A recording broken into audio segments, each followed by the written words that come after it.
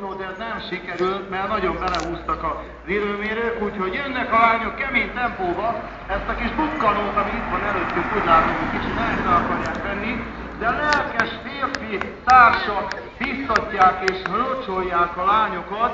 Úgy gondolom, hogy megengedték a locsoló versenyt, majd megkérdezik, hogy milyen versenyen locsoltak a fiúk, hát ha jó lesz jövőre, de látjuk, hogy jönnek már a lányok, adjunk utat nekik, az ideális éve most lassan itt az orvosi rendelő előtti részen haladnak.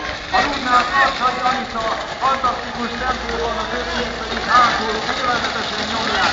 Hogy jó, hogy biztatják a lányokat.